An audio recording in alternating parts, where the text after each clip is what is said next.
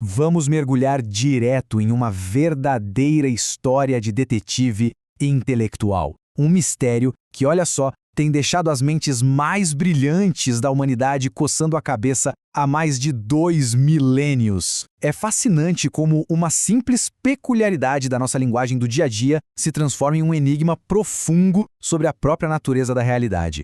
Imagina a seguinte cena. A gente aponta para duas maçãs e diz que elas são semelhantes. Mas o que exatamente é essa semelhança? Ela está ali fisicamente nas maçãs ou existe só na mente de quem está olhando? O mais louco de tudo isso, e até um pouco absurdo quando a gente para pensar, é perceber que a gramática básica que a gente usa todo santo dia, tipo falar nossa, essa camisa é vermelha, esconde armadilhas literais. Armadilhas capazes de dar um nó na nossa percepção da realidade. E é exatamente isso que fundamenta todo esse caso arquivado da filosofia.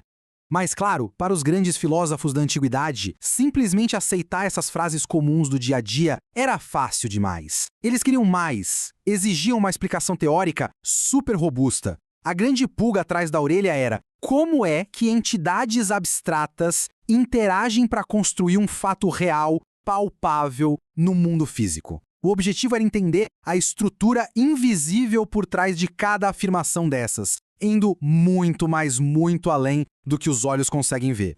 E para ilustrar bem a seriedade dessa busca, basta olhar para os debates intensos mapeados em textos acadêmicos fundamentais, como O Problema dos Universais. É um mergulho incrível nas ideias e nas tentativas históricas de organizar o próprio universo, mostrando como nós damos nomes e agrupamos absolutamente tudo ao nosso redor. Bom, antes da gente avançar nessa trama, precisamos alinhar o jargão, certo? Os universais são, de forma bem simples, aquelas propriedades ou conceitos gerais que várias coisas individuais podem compartilhar. Pensa na vermelhidão, na sabedoria ou até mesmo na humanidade. É como um guarda-chuva gigante que cobre vários itens diferentes ao mesmo tempo. Isso nos leva direto, sem escalas, para os conceitos de gêneros e espécies.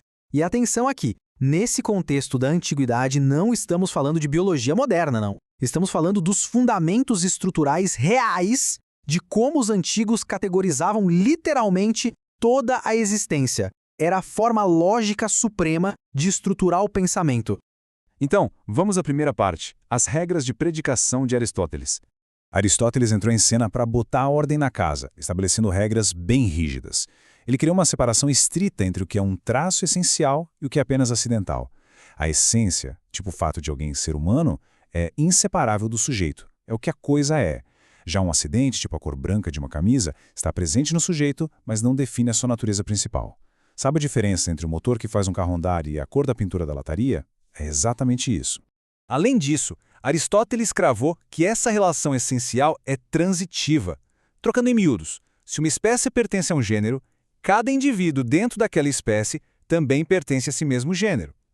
Isso cria uma hierarquia lógica formidável. Pensa bem, se a espécie homem está contida no gênero animal, inevitavelmente, por pura definição, qualquer homem individual é também um animal.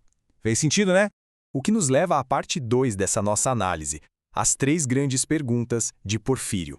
A investigação agora cai no colo do filósofo neoplatônico Porfírio, que elaborou 3 perguntas super específicas. E olha, foram essas perguntas que prepararam todo o terreno da filosofia medieval. São indagações pesadas sobre a própria textura do mundo.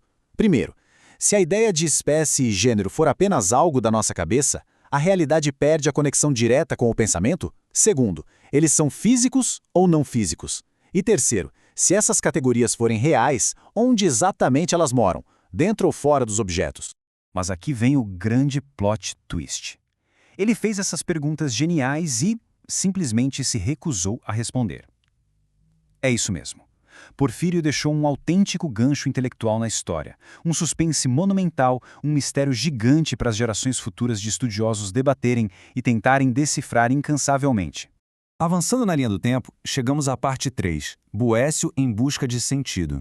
Séculos depois de Porfírio ter deixado aquele suspense no ar, o filósofo Boécio tentou desvendar o caso de uma forma bem diferente, analisando a própria linguagem.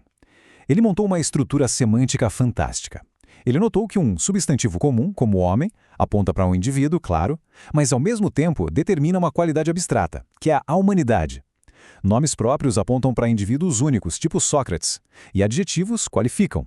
É como se ele tivesse mapeado um código completo e hipercomplexo para decifrar a realidade.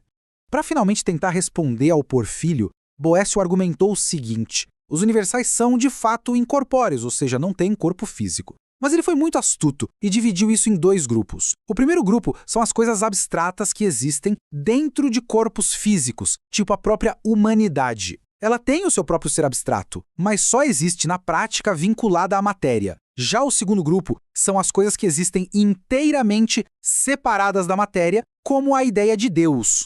E olha só que linha do tempo espetacular a gente tem aqui. Nós estamos falando de séculos e séculos com as maiores mentes humanas na tentativa contínua de decodificar o tecido da realidade. É uma linha ininterrupta que sai lá das dúvidas gregas iniciais, com Platão e Aristóteles, passa pelo suspense de Porfírio até chegar nas soluções incrivelmente sofisticadas da época romana e medieval com Boécio, um verdadeiro épico do pensamento humano.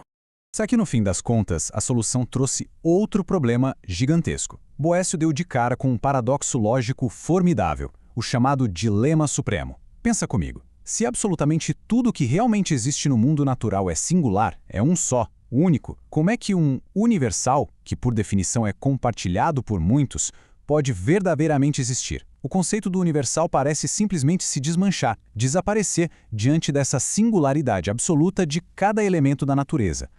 E é assim que esse antigo mistério permanece maravilhosamente e talvez frustrantemente em aberto. Fica aqui o grande convite final à reflexão. Será que todas essas categorias que a gente usa para definir o mundo são de fato forças reais da natureza? Ou será que são apenas ilusões super convenientes criadas pela nossa mente só para tentar organizar o caos de tudo que existe? Esse é um daqueles enigmas que transcendem a história e que, com certeza absoluta, vai continuar desafiando a forma como compreendemos a realidade por muito e muito tempo.